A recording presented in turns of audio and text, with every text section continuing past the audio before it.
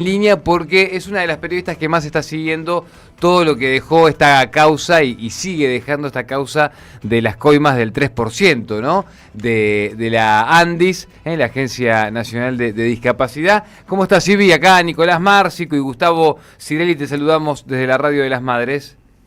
¿Qué tal? Buen día, Nicolás y Gustavo. Bien, gracias por el tiempo, Ibi, gracias por estos No, minutos. Contame, porque ayer fue uno de los temas de tapa del domingo, esta preocupación de la Casa Rosada con respecto a que bueno, no avance más, ¿no? Que esta causa empiece a lograr un freno, que llegue hasta ahí.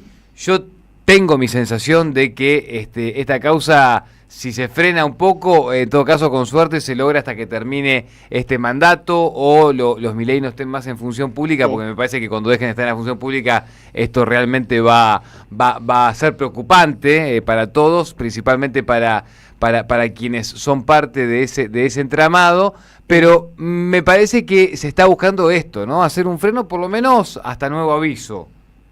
Claro, sí, eso es bastante evidente, no solo con esta causa, sino con la causa Libra también. Uh-huh.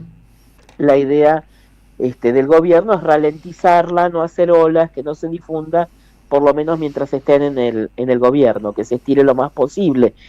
Me parece que en este caso se puede llegar a dar un poco de bruces esa idea, porque la realidad es que tanto el juez como Casanello como el fiscal Picardi están actuando de manera muy acelerada, muy eficiente desde el inicio, desde el día 1. Nosotros difundimos los audios el 19 de agosto, digo nosotros junto con Mauro Federico en el programa Data Clave uh-huh. de Carnaval, y a partir de ahí ese mismo día se hizo una denuncia judicial y empezaron las actuaciones de manera muy acelerada. La novedad del último tiempo es que Spagnuolo puso un nuevo abogado, es el quinto abogado que toma su causa, y en este caso es el mediático Mauricio D'Alessandro, uh-huh.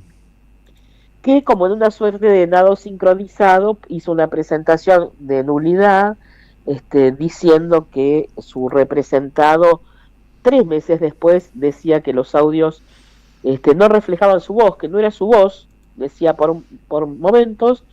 Por otros momentos, en la misma presentación decía que habían sido alterados con inteligencia artificial, o sea, era su voz pero alterada. Y después un tercer punto que decía que haber difundido esos audios atentaba contra su intimidad. Entonces era ya de por sí toda una contradicción. O no era su voz, o era alterada, o invadía su privacidad, pero todo a la vez no podía ser. Pero bueno, digamos, este abogado tan mediático hizo justamente lo que hace siempre, ralentizar, entorpecer la investigación por un lado y además difundir mediáticamente y en nado sincronizado en las redes sociales, sobre todo con los influencers de Milei, que como una derrota de la supuesta operación, ¿no? Como que había quedado demostrado que era una operación y que la voz no era de él. La realidad es que es un recurso esgrimido por ellos mismos y nada tiene que ver con algún tipo de resolución, pero lo planteaban de esa manera, y bueno, y salieron todos a decir que se había caído la supuesta opereta. Y perdón, no se basa en ningún peritaje, nada sobre la voz, es lo que dice el abogado defensor de Spagnuolo. Claro, es lo que dice el abogado defensor de Spagnuolo, representándolo, que es una obviedad por otra parte, porque si es el abogado defensor, ¿qué va a decir? Va a tratar de que quede inculpado su defendido. Causa, claro. La investigación de la causa claramente va por otro lado. Si bien los audios no fueron tomados como prueba absolutamente relevante, sí su contenido dio como contexto a las investigaciones que están realizando, y de hecho todos los allanamientos que vinieron después, no solo a Spagnuolo y a Garbellini, sino a los Kovalinker y demás.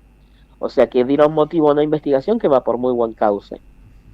Ibi, y con respecto a eso que venías diciendo recién y el argumento también del abogado, lo que sí me da la sensación, sobre todo porque hubo ya una nota, sobre todo bastante precisa, por decirlo de alguna manera, de Hugo Alconada Amón la semana pasada, algunos jugadores están empezando a querer hablar. La sensación es esa, hay párrafos, Sí. ¿no? O hay información muy, muy específica que lo que marcan es que hay jugadores involucrados que están empezando a querer hablar.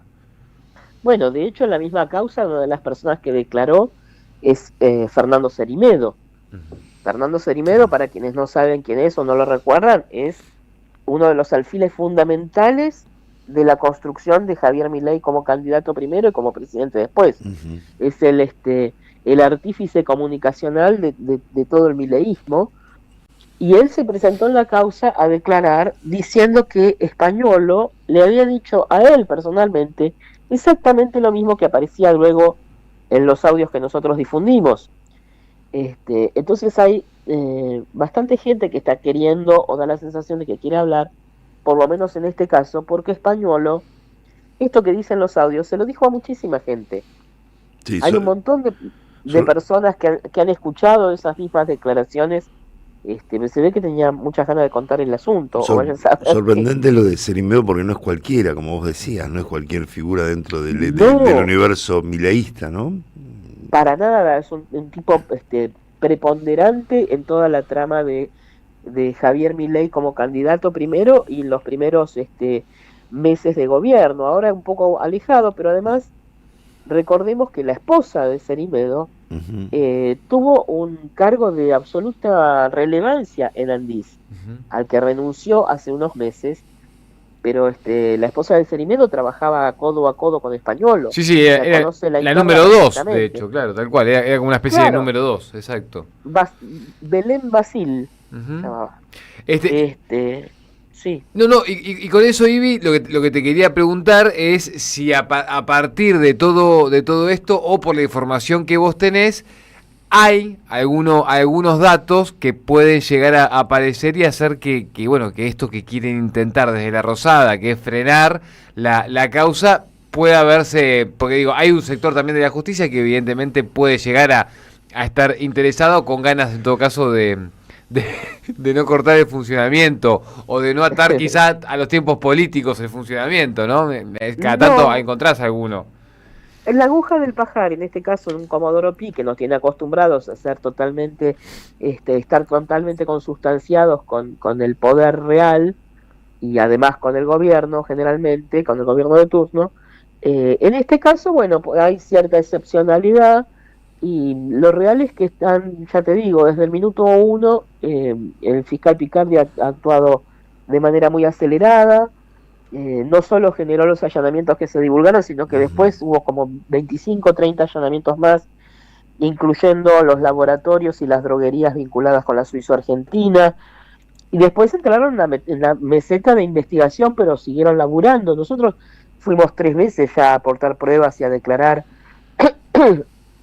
por lo que se infiere que sería muy raro que de repente ahora se aletargue o se detenga la cuestión. Claro. Eh, Claramente estaría lo material político. Claro. Material hay de sobra, realmente.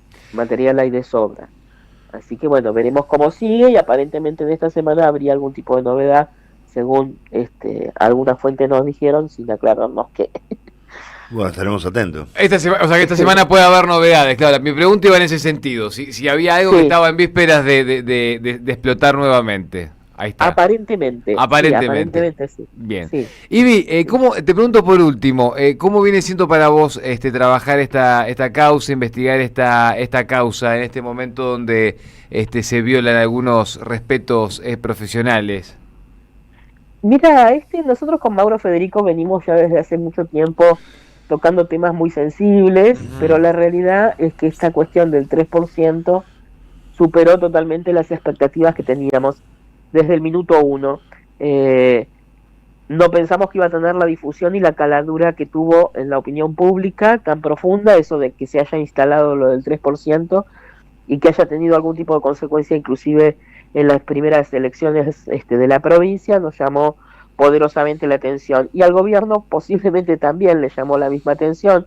Al principio hizo un ominoso silencio para ver si pasaba. Cuando la cosa creció, entonces salieron a tomar algunas medidas, como el despido del mismo Españolo o de Garbellini, pero en paralelo a nosotros nos instalaron personajes que nos empezaron a seguir hasta el día de hoy. O sea que tenés casi una custodia puesta de manera involuntaria, o sea, pero además de manera tan alevosa, porque parece lo hacen a propósito para que los veamos. Obviamente, ¿no? obviamente. A vos y Pero a Mauro. ¿viste? Como en las películas, ¿viste? Los que leen el diario con los dos agujeritos, ¿viste? Sí.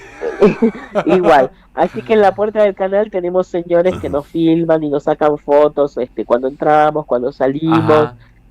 En la puerta de casa yo tuve durante una semana entera estacionada una camioneta negra. Ahora pasaba 2 veces por semana, se instala, un poco menos, pero Ajá. y así. Bueno, a Jorge Real le pusieron un falcón verde en la puerta. Sí, Claro. por eso, acordándome de lo de Jorge Real, fue que te hacía esta pregunta, tal cual. Sí. Bien. O sea que está bien, o sea que podríamos decir que ¿qué te imaginás? ¿De dónde te imaginás que viene? Parecerían más servicios, ¿no? Una cosa por el estilo. Sí, claro, sí, Claramente. son servicios. Bueno, pudimos saber quién era el que nos tomaba fotos en la puerta del canal, Ah, mirá, que era personal de gendarmería. mirá. Que depende de Patricia Bullrich, ¿no? Claro, muy bueno, sí, siempre es la misma runfla, ¿viste? Claro. Está bien. Son los mismos. Pero bueno, está bien saberlo también para saber que tiene sus costos, ¿no? Porque si hablamos solamente de la parte, ¿no? de la información, de la investigación, y después también hay que saber que en estos momentos y para seguir ciertos temas hay que poner el cuerpo Tiene también un para decir costo- ciertas cosas. Sí, tiene un costo en la logística diaria. De hecho, yo desde ese momento restringo mucho mis salidas, Ujú. tengo ciertas precauciones, casi no me manejo en transporte público, porque, viste, nunca sabes demasiado, pero también tiene un costo, hasta te diría, personal, Ujú. porque no solo son las bravatas en las redes sociales de estos trolls y algunos, inclusive como Lilia Lemoine o personajes así, que te atacan constantemente, sino también hasta lo ves en tu círculo privado, porque este laburo tiene su costo cuando tenés familiares o gente cercana que no piensa como uno. Tal cual.